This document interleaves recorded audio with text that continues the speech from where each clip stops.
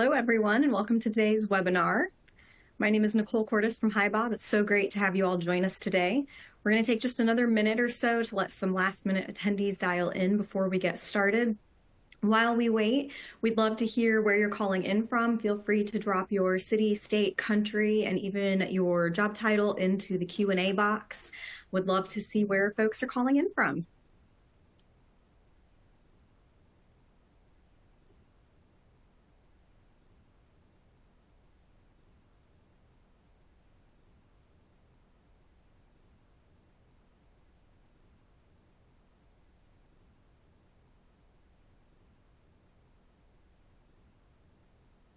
All right, I'm seeing we've got Gainesville, Florida, Putman, Oregon, lots more. Mexico City, okay, I've got UK, Quebec, Kuwait, Houston, Texas, New York. Wide range of folks, love it. Long Beach, California, DC, fabulous. Welcome, everybody. Thank you for joining. So happy to have you. All right, well, we're going to go ahead and get started today. Thank you, everyone. Welcome to today's webinar, Streamlining Your Recruiting and Onboarding Processes in 2022. We would like to thank JazzHR for partnering with us to bring this discussion to life. During today's webinar, we will cover some key points like outlining your hiring priorities for 2022, creating a positive and streamlined experience for your new hires, and emphasizing employer branding when hiring and retaining. Q&A at the end of the session, so please make sure you put your questions in the Q&A box and we will address those. Before we dive in, I do want to take a moment to tell you a little bit about Bob. Bob is a modern, forward-thinking people management platform. It is a system of engagement designed to meet the unique needs of modern, mid-sized, and multinational businesses. Bob allows its users to automate and scale HR processes, develop people, and connect teams to help businesses and employees grow faster and stronger, no matter where they are located in the world. Our global team serves close to 1,800 customers across more than 100 countries and collectively over 334,000 employees around the world. And we truly feel fortunate to help drive and support employee happiness by delivering exceptional employee experiences. Now, I'd like to pass it over to Natasha to introduce JazzHR. Thank you. JazzHR is a powerful, user-friendly applicant tracking system that's really purpose-built to help growing businesses exceed their recruiting needs.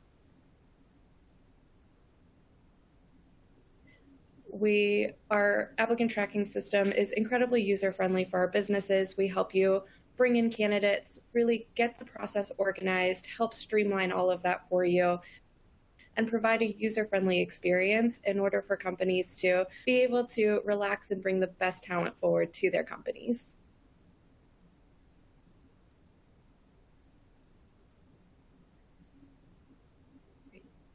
Thanks. So just a little bit about myself. I am an HR business partner at JazzHR, and I've been in human resources for about 8 years, started out as a recruiter, and I'm so excited to be here today. Great, thank you, Natasha. We're so happy to have you. And Annie, can you please introduce yourself? Hi, everyone. I'm Annie Rosenkrantz. It has me there as Ann, but I go by Annie. I'm the Director of People and Culture for the U.S. at HiBob. I've been here for just about 2 months, and I've been in HR for about 8 years as well, and have been in several tech companies in the New York area. Great, thank you so much. All right, 2021 was an extremely competitive year for talent. This was definitely evident as I was trying to fill 2 new roles on my team. So Natasha, I'd love to hear what recruitment strategies do you think worked best?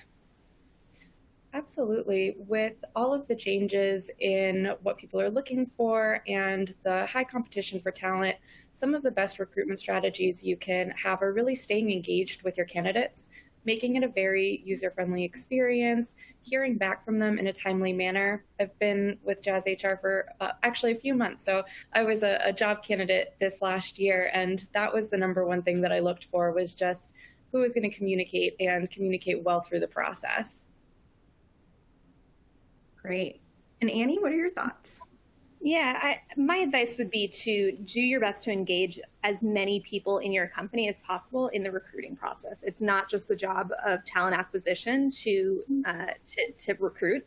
It's on the hiring managers, it's on leadership, and it's on everyone else in the company. If you want to grow your team and hire great people, having your employees go out on LinkedIn and post pictures of things happening at the company and being brand ambassadors will really help you attract talent in this really competitive market.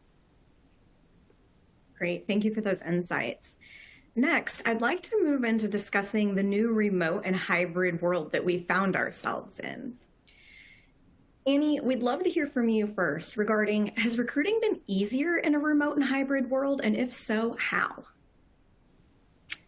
I think overall, I would say it's been easier from a recruiting standpoint. The fact that employees, for the most part, are working remotely means that we can access them much more easily. For the days of having to take off a half day or a full day to go to an interview are long gone. And if you catch someone on a bad day, they may be willing to take an introductory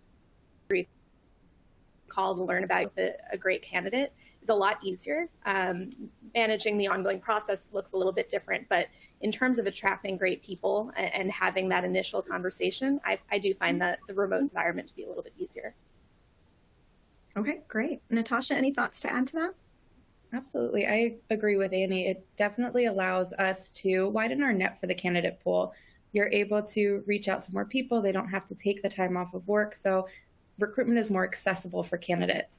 The downside to it is there's an art to recruitment. There's something to be said for sitting in front of someone and really being able to read their body language and their facial expressions and getting a real feel for who they are. But the remote world does make it easier to reach out to more people. So pros and cons, but more pros for sure. Definitely sounds like it. Thank you. All right. And at some companies I've worked at, employee branding was either an integral part of recruiting, but at other companies, we didn't see much branding in our recruiting efforts. So Natasha, I'm interested how you think employer branding plays a part in the recruitment process. Absolutely. Branding is integral to the recruitment process. A lot of times, candidates will already have made up their mind about your company based on your brand, what they've heard about you, what they know about you. Word gets around fast. A positive candidate experience, they tell their network, and that network will want to come interview for you or work for you. A negative experience is going to follow that brand around in the same way, and you're going to lose candidates because of it. So having that brand and really having it out there and something that people can recognize does a good part of the legwork for your recruitment for you. Great. I would agree with all those points. I would add, the Great Resignation is a very real thing, and statistically, there are more open jobs than there are candidates today, which means having a great brand is really, really important. We need to be selling candidates as opposed to candidates selling themselves, which is a unique position to be in, and I think one that is probably newer to talent acquisition, for maybe at least new for the last year or so. So that means getting the word out, again, engaging your employees, making sure that they're reflecting your brand in a positive light, so that you can continue to attract and draw great talent to your new jobs. Okay, great. Fabulous information. Thank you. All right. COVID threw a wrench into many plans the last couple of years. Family vacations, weddings, how we do work, so on. Due to COVID-19 and remote hybrid work, many organizations have shifted their onboarding strategies. How have you shifted your approach to onboarding, Annie? I think the biggest shift that's happened is we've had to be much, much more intentional about the new hire experience. Back in the day when we were doing in-person onboarding, we were able to create these really memorable and meaningful moments through natural encounters, having meet and greets in the office, taking them around on a tour, having them shadow authentically through the flow of the day, as opposed to having scheduled meetings and more intentional opportunities to meet people. It's more challenging to get to have those meet and greets because you actually have to book them on the calendar. You can't just have them happen naturally through the flow of the day. So we've had to become a lot more structured. That also includes our partnership with IT, with hiring managers, with leadership, to make sure that they're involved in the process, because those natural engagements, again, aren't happening. And the other thing I would add, the onboarding experience, while we think a lot about logistics and the operations of it, the most important thing from my perspective in onboarding is reinforcing the value and the reasons why this candidate decided to come to your company. So having those really meaningful connections, I'm going to say, emphasize that again, is a lot harder in a remote environment.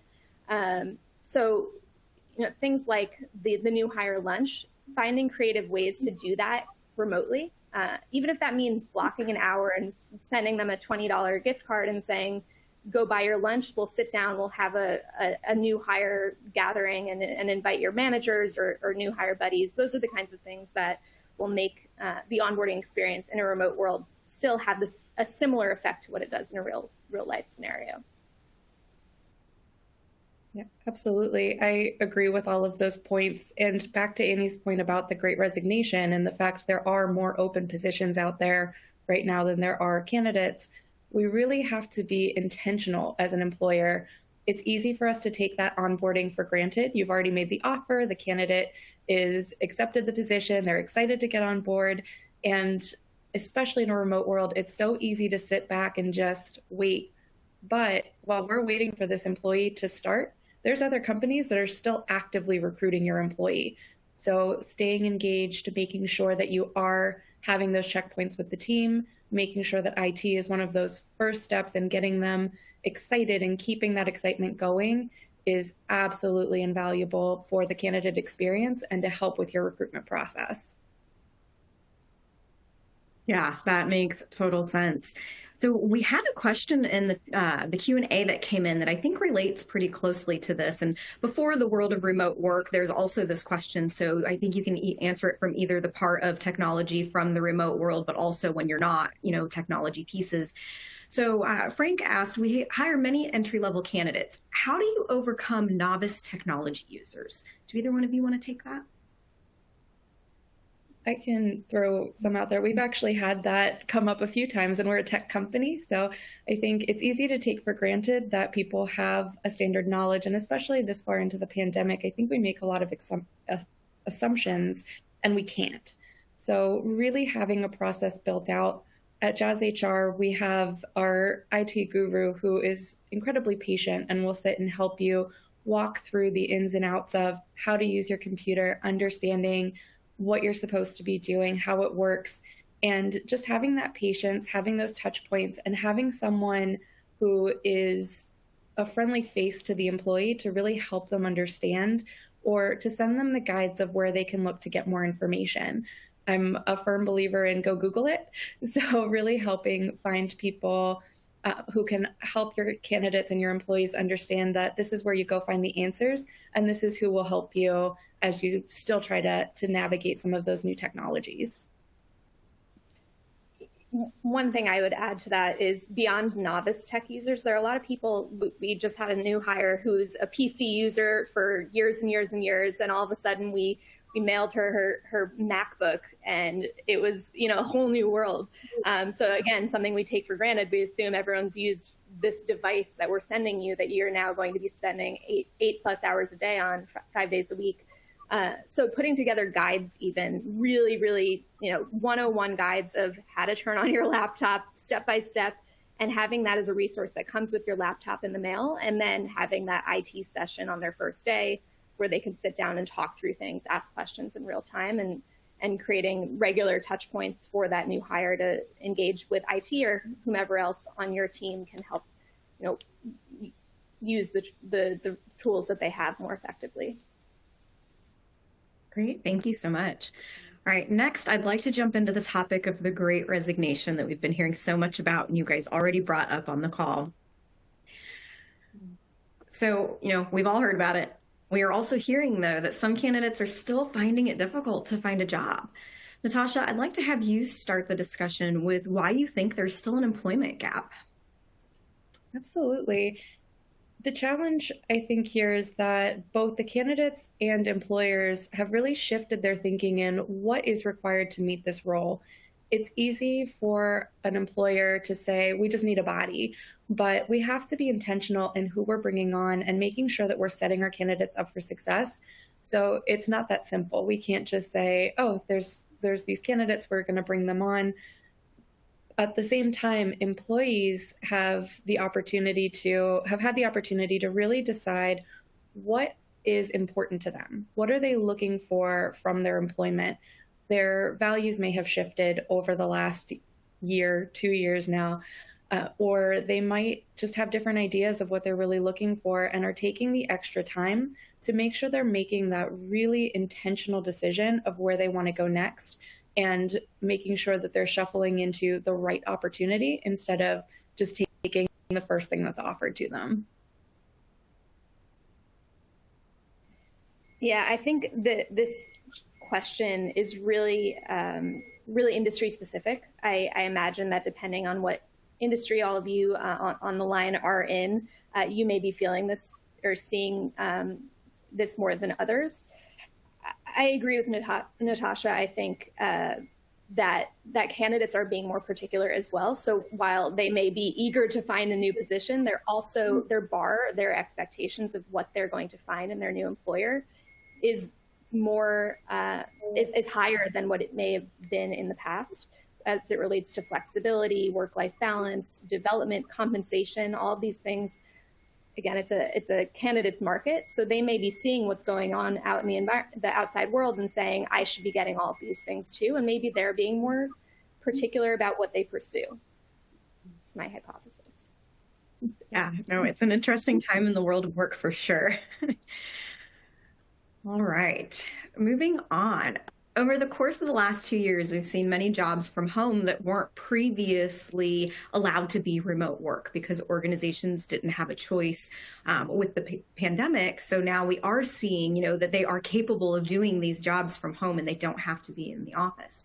So it really did set that tone that more people want to work from home. However, many traditional organizations that require their workforce to be in office are having a hard time filling roles. So Annie, what advice would you give to the HR and people leaders in those organizations that are trying to find talent? Two things. So the first I would say is make sure that you have a really compelling reason for why you're requiring employees to come into the office. I know there are many types of businesses, those in hospitality, those in the real estate industry. It's important that they are in the office for a variety of reasons, and articulating those reasons so that employees understand we're not just doing this to punish you is important. The second thing I would say in terms of retaining that talent, attracting and retaining talent to come to your company that may require in-office work, is make it worth their while to come to the office. There's still a lot of good, positive things that come out of being in an office face-to-face. So let's leverage and take advantage of that face time by making it fun, engaging, collaborative, productive for them to come to the office. So events, trainings, any number of things that you can do that are usually more effective and more fun in person, make sure that you're integrating those into the day-to-day so that they want to come in.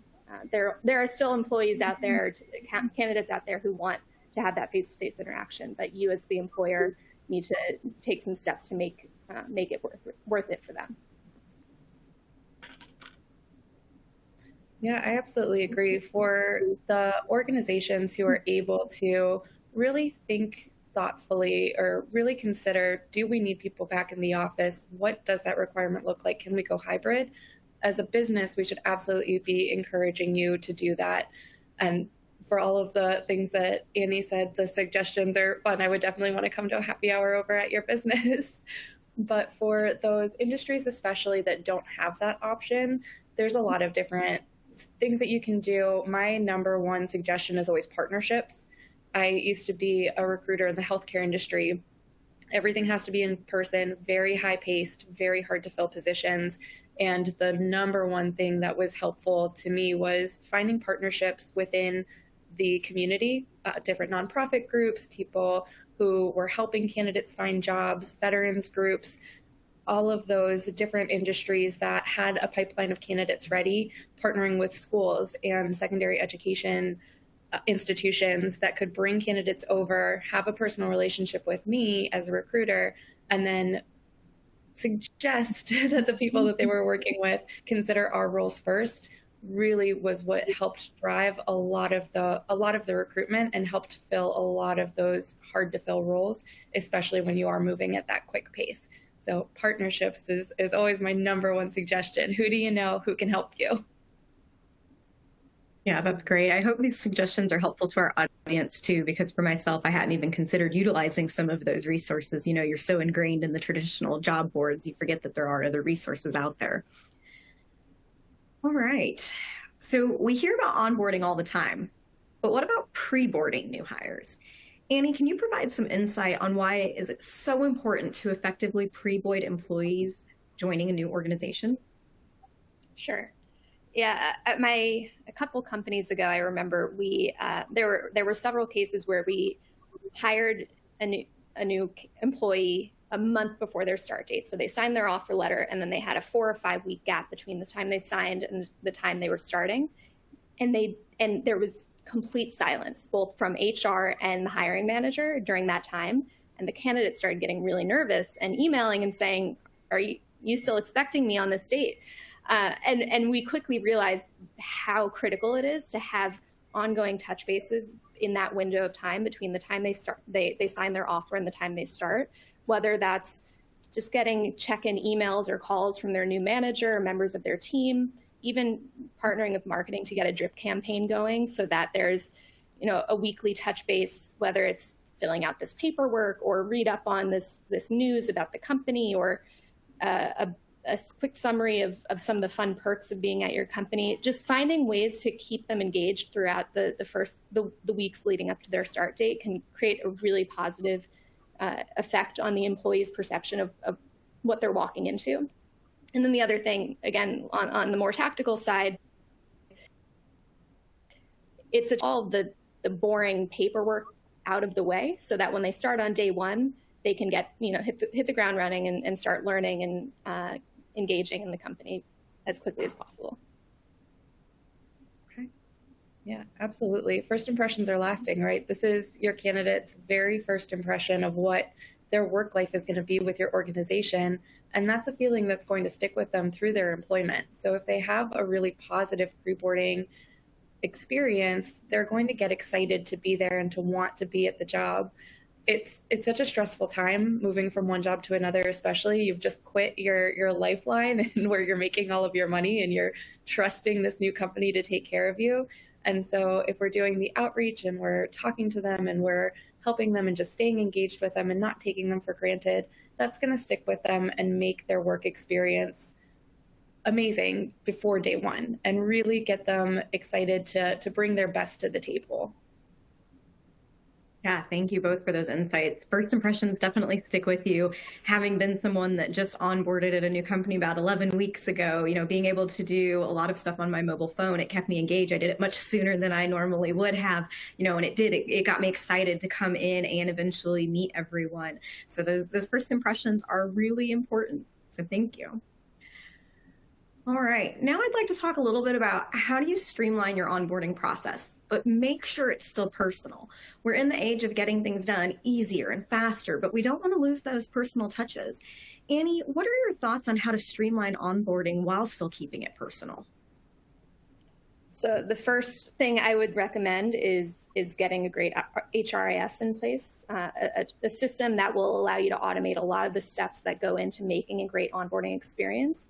And on the personalization piece of this, I would say using that HRIS, you can create task lists that assign tasks to various members of the company to remind them, hey, make sure to engage, reach out, new hire buddy, send in a message or a Slack to this new hire on their first day, schedule time with them. You could integrate videos from the CEO or other members of the company to help them feel connected, even if it's an automated step and something that's built into a structure. If there's a face or something that's more than an email, text on a screen, it will feel more personalized. So there are ways to make something that's automated and streamlined still feel more personal. So work with your marketing teams, get creative, and use imagery, use videos, and engage as many people in the process as possible so that they know, so the employee knows that they're valued and that they're going to get a really white glove experience as they start at your company. Yeah, absolutely. It's such an amazing thing from a candidate experience to have those names. It does feel personal. It makes you want to get excited. I love all of those ideas. I completely agree. I know for me as a candidate, just having a face, knowing that someone cares, letting you know, these are some of the fun things that are going on to get you excited as you're first starting out, and to really give you those, this is who you talk to, this is, who you go to. If you're able to make a buddy system, so giving someone a buddy as they're onboarding, those are things that can go a long way with employees. Yeah, great. HR, they're always working hard on onboarding all the time because you guys are always hiring, but who else should be involved in onboarding? I'd like to jump into that next. So Natasha, I'd like to get your opinion on this. How involved should the hiring manager be in the onboarding process? Very, very involved. Your hiring manager should be incredibly involved in the onboarding process and really be there for the employee. This is the person who the employee is going to be working with the most and really is going to need to build trust with, to build that relationship with. It's easy for our managers to say, well, that's an HR thing. HR does the onboarding. I'll get to them when I get to them. But you can't. You are the person who's really going to be making this person's work experience and being that contact for them. So they need to be in it from the beginning and really help that employee feel like they're being welcomed in. Completely agree. I've even gone as far as holding trainings for hiring managers to make sure that they know what's expected of them in the first couple of weeks, to make sure that the new hire has a great experience so that they know exactly what they are responsible for. That's not all HR's job. And beyond the hiring manager, I would also add that the other members of the team are also critical to the experience. That to whatever extent you can, include them. Make sure that the new hire is hearing from both a hiring manager and from their team members throughout the first 30 days so that they feel really supported and know that they have a variety of people in their start to the company. Yeah, that makes sense. And Annie, can you dive in a little bit deeper? Your trainings for managers that you're doing, like what kind of instructions are you giving them? What are you asking them to be a part of? Yeah, so I have not yet done this at HiBob. I'm still getting my feet wet here at HiBob. But at prior companies, one thing and silly is we put together a contract, basically an agreement as a hiring manager. Here are the things that I agree I will do. Scheduling a one-on-one on their first day to walk through.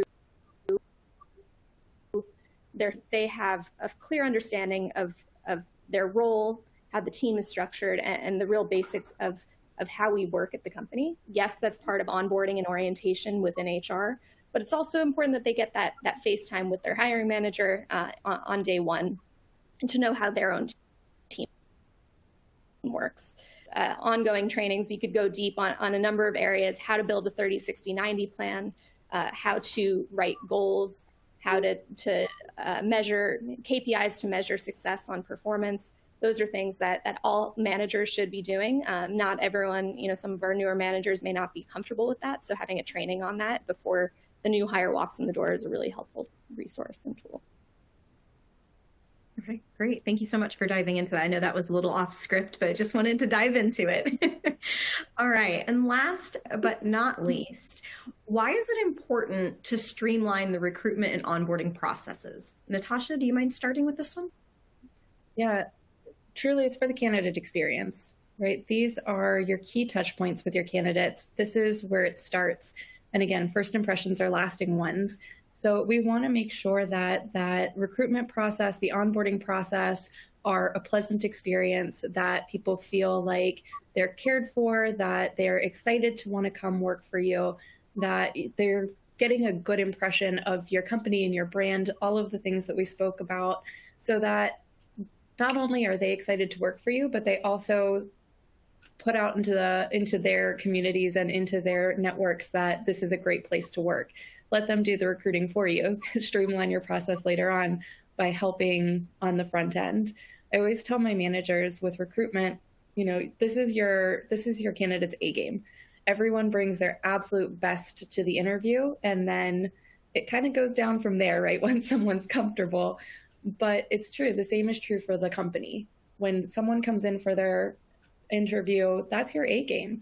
You're throwing everything that you have at them to make them want to come work for you, to get them excited, to bring them on board, and to bring those right candidates to you. So we really want to make sure that everything is streamlined, that it's ready for them, that it's pleasant for them, so that it's a great relationship from the very beginning, and it's a great reputation that your brand puts out into the world. I would echo everything Natasha just said. The only thing I'd add is the first 90 days really make or break the relationship with that new hire. There are a lot of statistics out there. One of the ones I recently read is a streamlined onboarding experience or not I'm butchering this now. It's something like 82% of the retention for retaining employees. Oh wow, I'm completely butchering this on the very last question. I'm gonna find this and have it sent out after the session.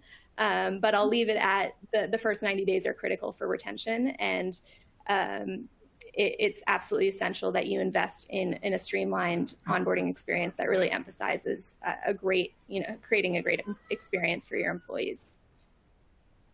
Yeah, I know that makes absolute sense. Sorry. I was just going to say, I think it was like 82% of employees know within the first 90 days if they're going to stay. I remember we talked about it in one of the pre-things because it stuck with me. I was like, oh my goodness, is that true? So yeah, it was a good statistic. For the recovery. No, that's fabulous. This has been a wealth of information. Thank you so much for allowing me to ask you questions and being so open with the audience. Next, we are going to move into some Q&A. Annie, when you were talking about the contract, you did freeze a little bit. So I don't know if we can maybe write that up and put that in the information that we send out afterwards along with that stat. So if any of the audience is interested in what you're doing there, then we can share that information. So if they want to do contracts, they're welcome to take a look at that as well. Sure. It was from a couple companies ago, so I don't have the original version of it, but I'm sure I could draft something up that's similar and pull together for this group. I'd be happy to do that. Yeah, and even just to highlight points of what you were talking about, because as you were speaking, you kind of were going in and out, so I don't think everybody caught all of what you were saying. So just maybe some bullets and a possible example would be great too. Yeah. All right, and then we've got a question from Debbie.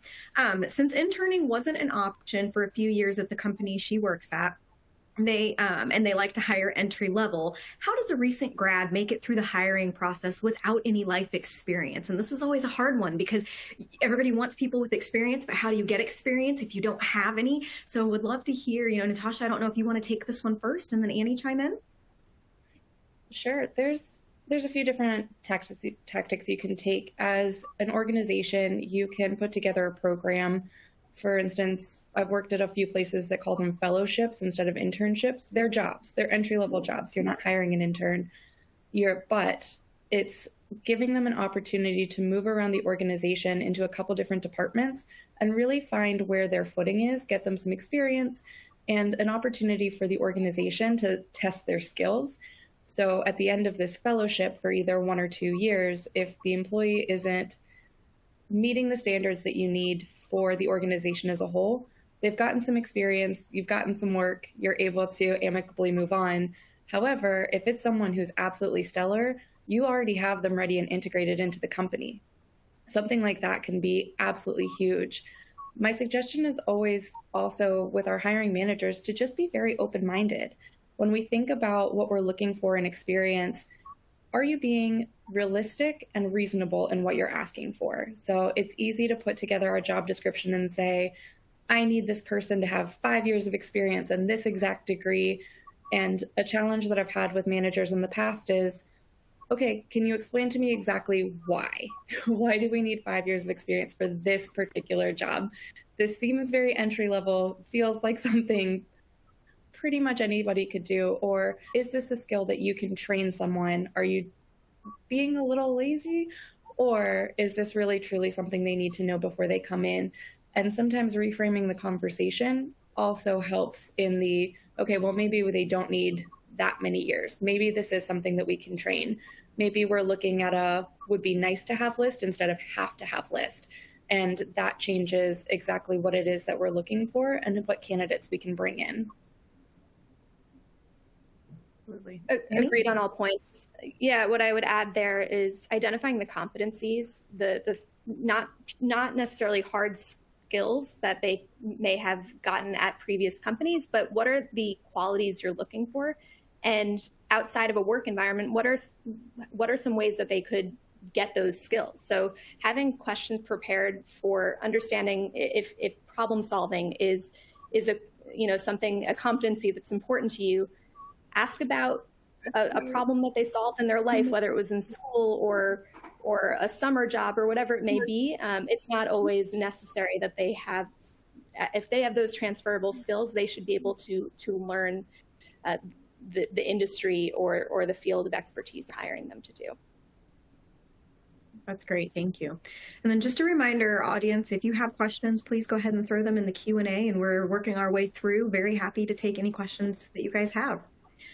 All right, we've got another one from Diana, and she's asking, is it legally okay to have employees fill out paperwork before their start date while they're potentially still employed elsewhere? So Annie, I'll toss that one over to you to answer first.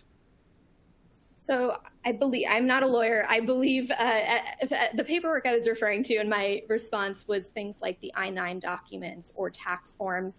I'm not aware of any legal restrictions against that. I would steer away from granting new hires access to their email. That's more for security purposes for your own company, or giving them anything that they have to actually do work related to their job. Paperwork set up.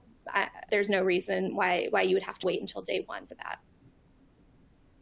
I agree with that. And I do want to be cautious looking at where everyone's from. We have a few different countries and quite a few different states, even in the United States. So definitely ask an employment lawyer near you for your particular situation. But I know for us in Pennsylvania, you can absolutely have some paperwork done ahead of time.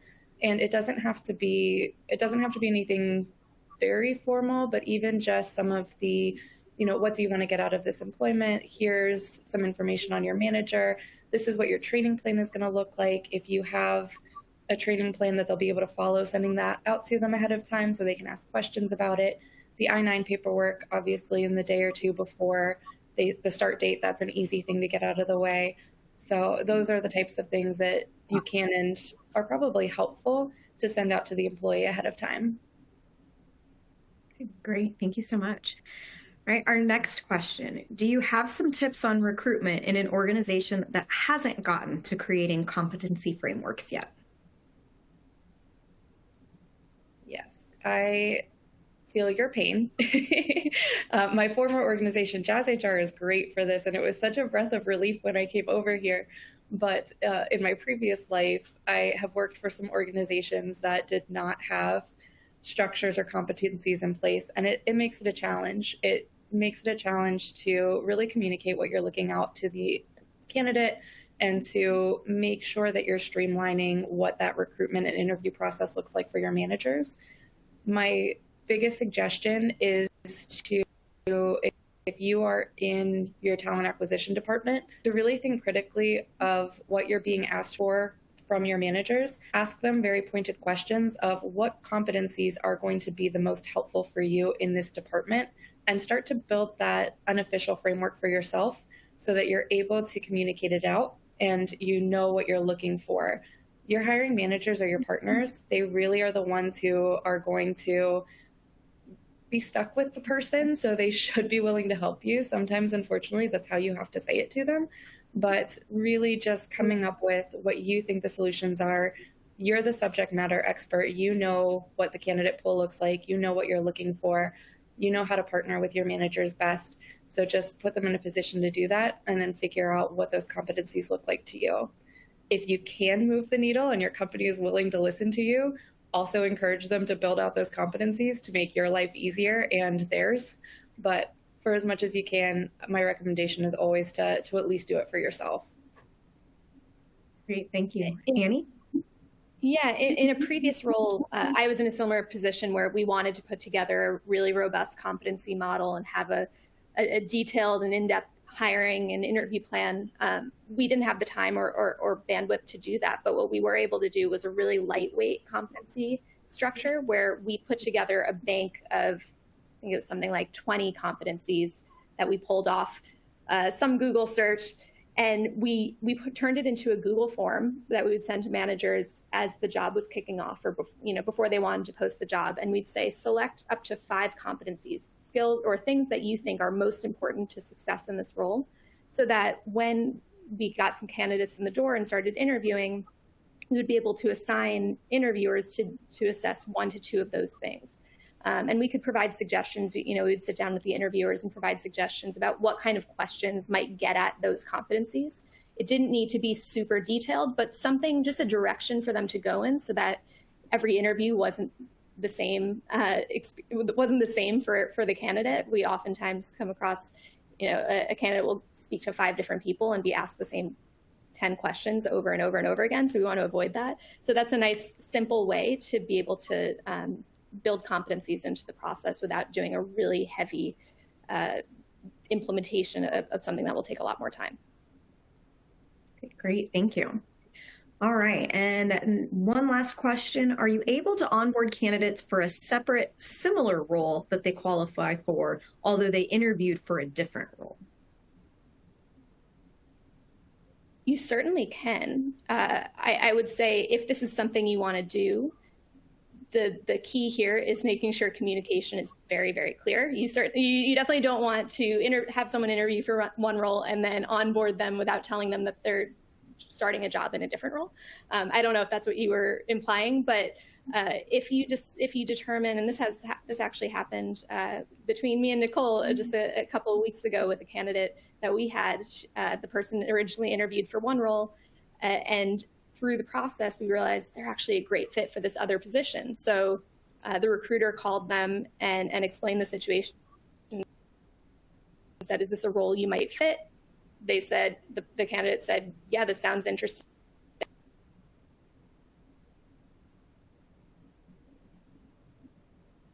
Oh, looks like we may have so we lost had Annie. them meet with the new hiring manager.